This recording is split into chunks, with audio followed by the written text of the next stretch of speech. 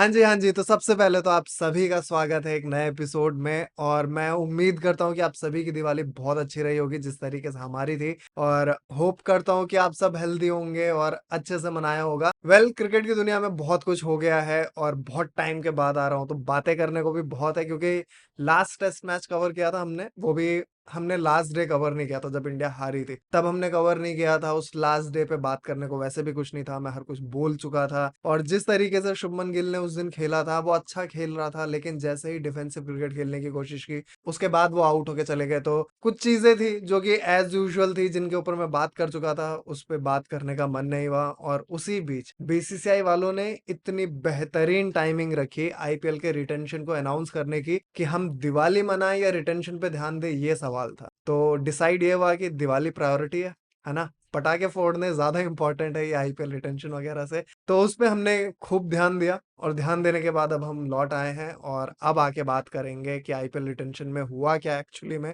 और आपने वैसे हर किसी को सुन लिया होगा कि रिटेन कौन हुआ, हर किसी की थ्योरी सुन ली होगी, तो थोड़ा बहुत ज्ञान मेरे पास भी है तो वो भी आप सुन लेना, तो उस पे भी हम वीडियो बनाएंगे। बट सबसे पहले बात कर लेते हैं कि ये जो थर्ड टेस्ट मैच चल रहा है जहां पे इंडिया अपनी इज्जत बचाने के लिए खेल रहा है, जहां पे रोहित शर्मा ने कह दिया था पहले ही टेस्ट मैच में कि अरे ये तो अलाउड है ना। 12 साल के बाद हम अपने घर में एक सीरीज हारे, न्यूजीलैंड से हम पता नहीं 37 ईयर्स के बाद हारे थे, उससे पहले हम श्रीलंका से 27 साल पहले हार के आ रहे थे। तो बेसिकली हम रिकॉर्ड तो तोड़ रहे हैं but not in a good way, मतलब बेइज्जती काइंड ऑफ हमारी हो रही है, उसमें अप्रिशिएट करने वाला कुछ भी नहीं है। और इंडिया का ये जो स्पिन से रिश्ता है जो कि बहुत बुरा है, हमारे प्लेयर्स स्पिन नहीं खेल पाते, लेकिन एक जो मेल ईगो है हमारे प्लेयर्स के अंदर कि नहीं स्पिन ही खेलेंगे, और रैन टर्नर पे रैन टर्नर बना के हम अपने आप को ही ह्यूमिलेट कर रहे हैं। होम कंडीशंस के अंदर हम इस तरीके से खेल रहे हैं कि जैसे हम होम कंडीशंस पे नहीं खेल रहे, सामने वाली टीम होम कंडीशंस पे खेल रही है। तो इन्हीं सब चीजों पे बात करेंगे, बट सबसे पहले एक पुरानी प्रथा हम कंटिन्यू रखेंगे कि आपको वीडियो को लाइक करना है, कमेंट करना है, और अगर शेयर करने का मन करे तो शेयर भी कर देना। बट बहुत इंपॉर्टेंट चीज, सब्सक्राइब जरूर करना है और बेल आइकन को भी प्रेस कर देना ताकि आपको नोटिफिकेशन मिले। तो चलिए वीडियो शुरू करते हैं। तो थर्ड टेस्ट मैच में कहानी एक बार फिर वही रही जो कि पुणे में थी, जहां पे सब कुछ टॉस पे डिपेंडेंट था। वहां पे रोहित शर्मा टॉस हार जाते हैं। बैंगलोर वाले टेस्ट में हम टॉस जीते थे, लेकिन हमने जो ब्लंडर किया वो तो समेटा ही नहीं गया हमसे बेसिकली। बट पुणे में जहां पे न्यूजीलैंड को एडवांटेज मिल चुका था, हमने वहां पे एक बार फिर वही किया जो हम करते आ रहे हैं पिछले काफी टेस्ट मैचेस से। तो हमने बुरा क्रिकेट खेला, हमने किसी तरीके से बेटर परफॉर्म करने की कोशिश की, बट सडनली ये एक जो कोलैप्स वाला सिनेरियो है, जिस तरीके के कोलैप्सेस हम दे रहे हैं, इससे हमारा पीछा नहीं छूट रहा। फर्स्ट टेस्ट मैच में हमने सीधे सीधे उस टेस्ट मैच के लिए केएल राहुल को ब्लेम कर दिया था। सेकंड टेस्ट मैच में सरफराज खान आते हैं, एक इनिंग में 150 बनाते हैं, ऋषभ पंत 100 बनाते बनाते रह जाते हैं। उसके बाद फिर सेकंड इनिंग में हम जहां पे अच्छा कर सकते थे वहां पे हमने अच्छा किया नहीं और हम हार गए। ठीक है, कोई बात नहीं, हम सीरीज हार गए, 12 साल के बाद सीरीज हारे, कोई बात नहीं, ये कभी ना कभी टूटना था। चलो ठीक है, रोहित शर्मा की जबान पे बोले तो ये तो अलाउड है, चलो ठीक है अलाउड है, कोई बात नहीं। बट पॉइंट यहाँ पे ये है जो कि मैं पिछले टेस्ट मैच में भी बोलना चाहता था कि अलाउड सब कुछ है, एक गेम है, ये स्पोर्ट्स है, यहाँ पे कोई जीतेगा कोई हारेगा। जब दो लोग खेल रहे हैं ऐसा नहीं हो सकता कि दोनों जीत जाए, ड्रॉ एक पॉसिबिलिटी है, बट ठीक है, ड्रॉ उससे बेटर है कि रिजल्ट आ जाए हम हार जाए। लेकिन पॉइंट यहाँ पे ये है कि हम अच्छा क्रिकेट खेल के हारे, हम जीतने के लिए कोशिश करते हुए हारे, इतनी बेसिक मिस्टेक्स करते हुए हम हार रहे हैं। कोई फॉर्म नहीं, पूरी की पूरी टीम का फॉर्म एक साथ गया हुआ है। अगर हम रोहित शर्मा और विराट कोहली की बात करें जिनको लेके इतनी बातें हो रही, क्योंकि इस टीम में मोस्ट सीनियर प्लेयर है और ज्यादा रिस्पॉन्सिबिलिटी इन्हीं पे और ज्यादा एक्सपेक्टेशन भी इन्हीं से, तो डेफिनेटली इन लोगों पे इतने सवाल, इतने क्वेश्चंस और इतनी उंगलियां पॉइंट आउट होगी, इसमें कोई दो राय नहीं है कि ये चीज होना ही होना है। विराट कोहली और रोहित शर्मा के अलावा भी या फिर उन दोनों से पहले जो खेलते थे उनके साथ भी यही हुआ था, इन दोनों के बाद भी जो आएंगे उनके साथ भी यही होगा, तो इसमें कुछ भी नया नहीं है। बट एक चीज जो बहुत ज्यादा ट्रेंड हुई है कि कैप्टनसी को लेके, डेफिनेटली कैप्टनसी बहुत बुरी हुई है, बट ये जो ट्विटर पे चल रहा है कि Virat Kohli better captain than Rohit Sharma, ऐसा मुझे तो नहीं लगता, क्योंकि हर कैप्टन के एरा में कुछ ना कुछ ऐसा हुआ है जो कि एक्सेप्टेबल नहीं है। जैसे विराट कोहली के कैप्टनसी में पाकिस्तान से हारे थे वर्ल्ड कप में, और वो भी 10 विकेट से हारे थे। जब बाबर आज़म और मोहम्मद रिजवान ने परफॉर्म किया था और दोनों उसके बाद स्टार बन गए थे पाकिस्तान में, तो वो विराट कोहली के कैप्टनसी में हुआ था। तो ऐसा नहीं है कि किसी की भी कैप्टनसी एकदम बेदाग गई हो। हर किसी की कैप्टनसी में कुछ ना कुछ एक ह्यूमिलेशन है, या फिर बोल सकते हैं एक अनएक्सेप्टेबल डिफीट है, जिसको कोई भी जस्टिफाई नहीं कर सकता, ऐसा सिनेरियो है। तो रोहित शर्मा के करियर में भी ये चीज आ गई है। अगर हम कैप्टनसी रेशियो की बात करें, विनिंग रेशियो की बात करें, तो रोहित शर्मा के कैप्टनसी के विनिंग रेशियो बहुत हाई है। बट डेफिनेटली मैं इस चीज को डिनाई नहीं करूंगा कि विराट कोहली जिस तरीके की कैप्टनसी कर रहे थे, विराट कोहली से कैप्टनसी लेनी नहीं चाहिए थी। इवन मैं तो ये कहता हूं कि मैं तो उस चीज को बहुत ज्यादा एडवोकेट कर रहा था कि रवि शास्त्री को कोच होना चाहिए था। उस वर्ल्ड कप के बाद रवि शास्त्री को हटाना नहीं चाहिए था। रवि शास्त्री और विराट कोहली एक डेडली कॉम्बिनेशन थे, बट उन दोनों का एटीट्यूड और उन दोनों का अप्रोच शायद बीसीसीआई हैंडल नहीं कर पाया। ये हुआ था क्योंकि विराट कोहली को लेके, सौरव गांगुली को लेके और अनिल कुंबले को लेके, हेड कोच को लेके बहुत कंट्रोवर्सीज हुई थी उस टाइम पे, और बहुत सारी चीजें निकल के आ रही थी कि विराट कोहली का ऑरा इतना बड़ा हो गया कि विराट कोहली को हैंडल कर पाना बीसीसीआई के लिए मुश्किल हो रहा था।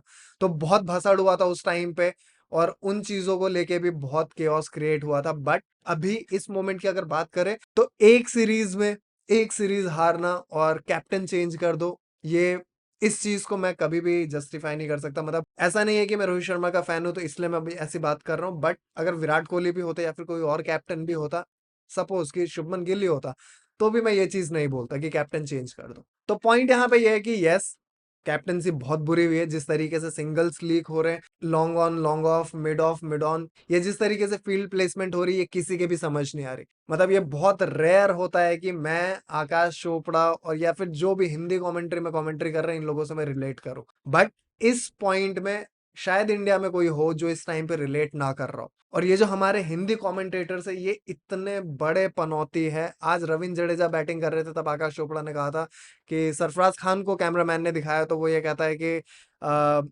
अगर यहाँ पे सरफराज खान के दिल में दग-दग हो रहा होगा कि अगर लेफ्टी आउट हो गया तो क्या वाशिंगटन सुंदर को भेज देंगे, क्या मेरी बैटिंग ही नहीं आएगी?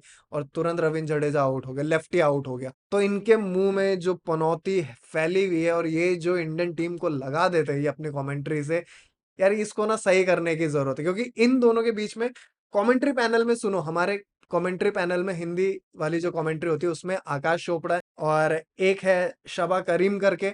मैंने कभी खेलते हुए नहीं देखा और एज अ क्रिकेटर मैं नहीं पहचानता, बट हाँ, ये किसी टाइम पे इंडियन टीम के कीपर हुआ करते थे। तो इन दोनों के बीच में जो कमेंट्रेटर चेंज होते हैं वो है पार्थिव पटेल और अनिल कुंबले।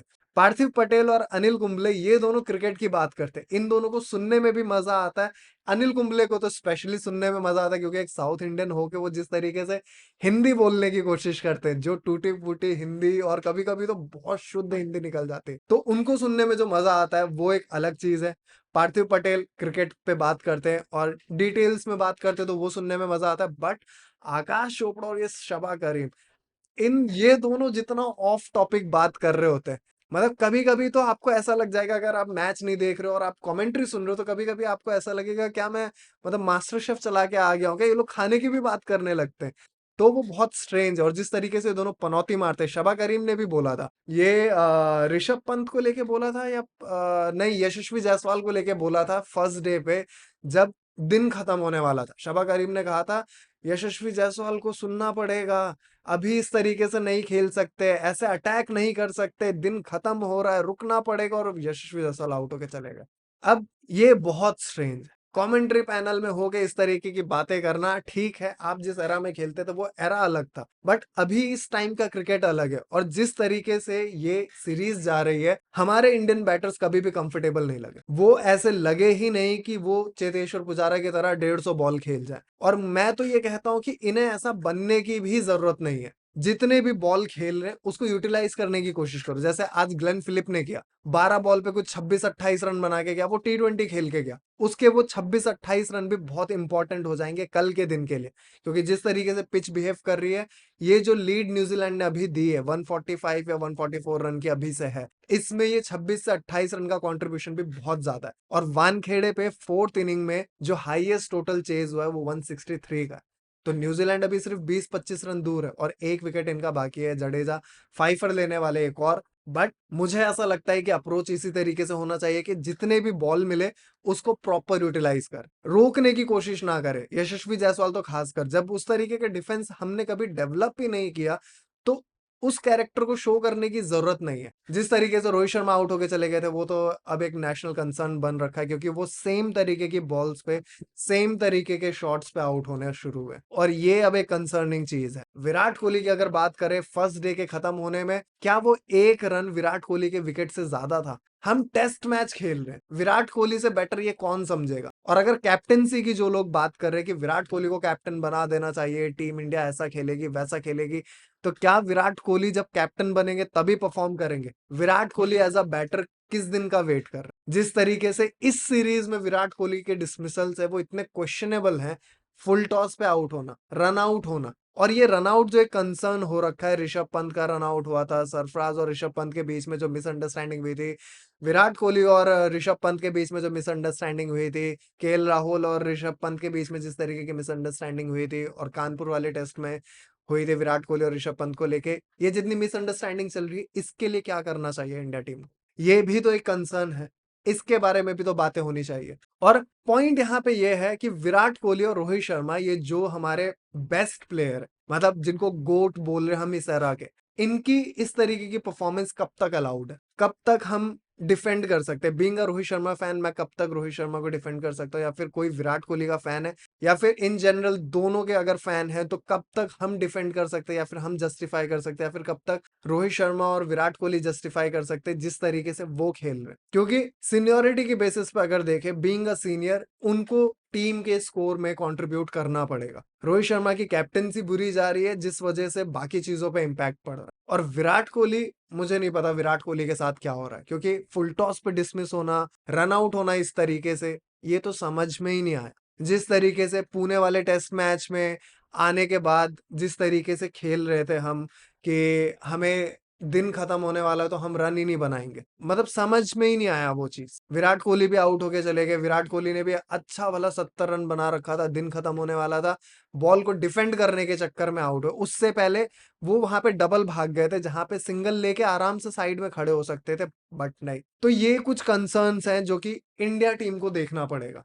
और बीइंग अ फैन हमारे तो शायद पल्ले ही कुछ नहीं पड़ रहा, क्योंकि हम अब चीजें जो हो रही है लॉजिक के परे हो रही है। और आज तो अगर शुभमन गिल और ऋषभ पंत ने इस तरीके की बैटिंग ना की होती, और उससे ज्यादा अगर न्यूजीलैंड ने आज इस तरीके की फील्डिंग ना की होती, ऋषभ पंत का कैच ड्रॉप हुआ, शुभमन गिल का कैच ड्रॉप हुआ, और अगर इन दोनों का कैच ड्रॉप नहीं होता तो शायद इंडिया इस पोजीशन पे आज होती ही नहीं। चैपमैन से कैच ड्रॉप हुआ था और मैट हेनरी से हुआ था, और वो भी सिटर, हाथ में आए हुए कैच। और ऋषभ पंत का तो सबसे ज्यादा बुरा था, क्योंकि ऋषभ पंत फुल टॉस पे आउट होने वाले थे। हमारे प्लेयर्स फुल टॉस को रन्स में कन्वर्ट नहीं कर पा रहे। ये बहुत बड़ा क्वेश्चन है कि जिस तरीके से एक साथ पूरे टीम का फॉर्म जा रखा है, फर्स्ट इनिंग में एक स्पिनिंग ट्रैक पे अश्विन विकेटलेस जाते हैं, रविंद्र जडेजा और वॉशिंगटन सुंदर, इन दोनों ने कंट्रीब्यूट किया। आकाशदीप ने 1 विकेट लिया और 4 विकेट वॉशिंगटन सुंदर ने, रविंद्र जडेजा ने 5 विकेट लिया।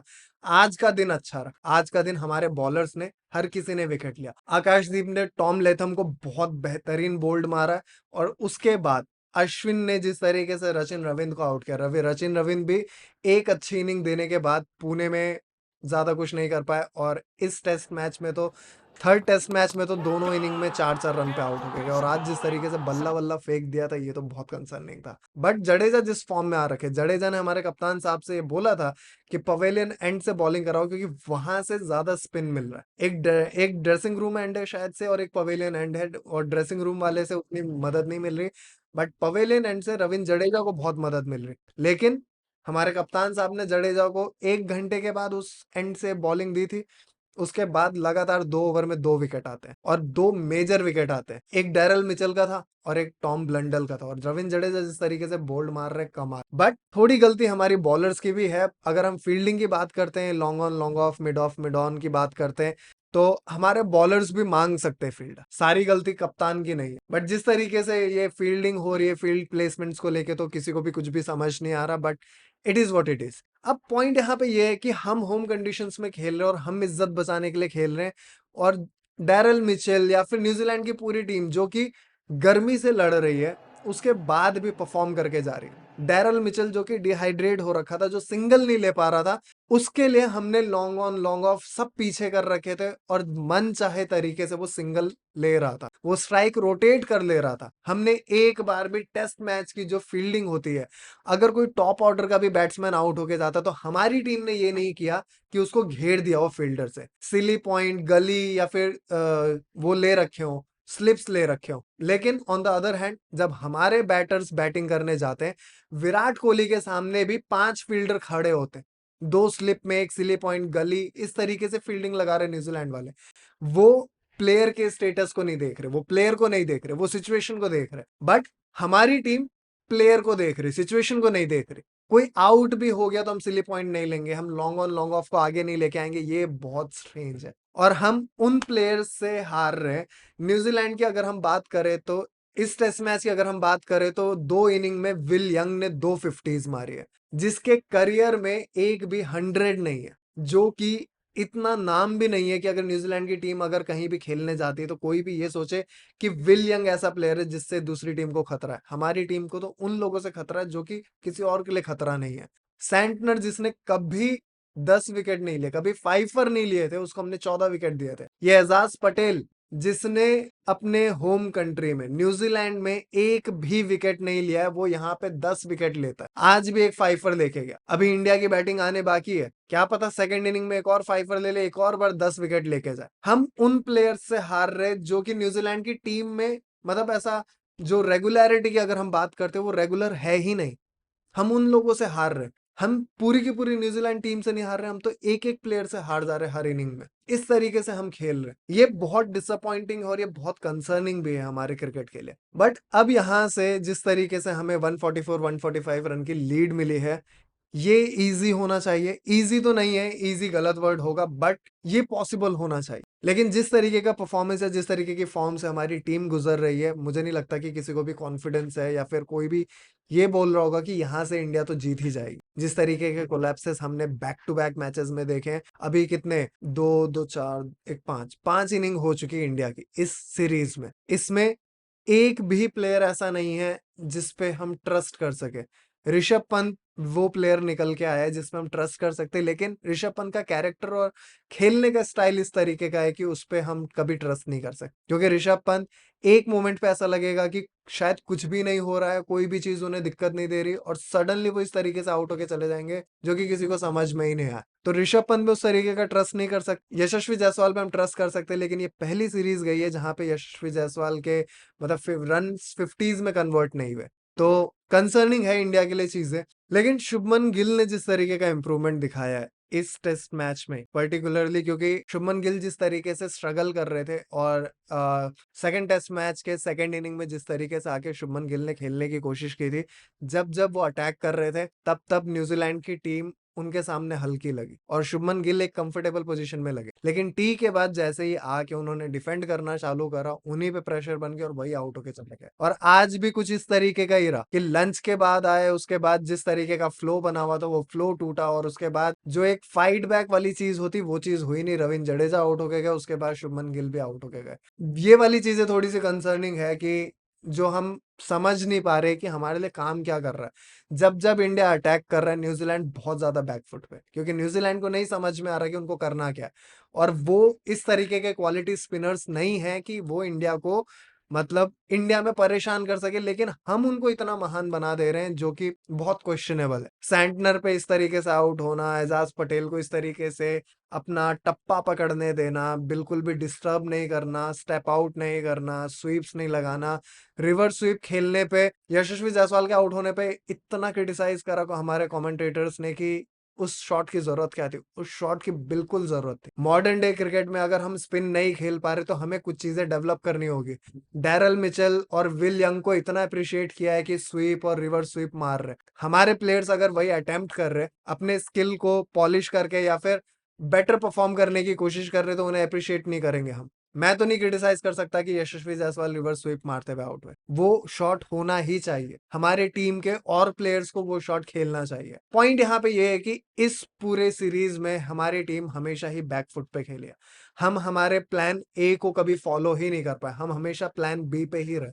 हमने हमेशा डिफेंसिव क्रिकेट ही खेली है। तो आज की वीडियो के लिए इतना ही।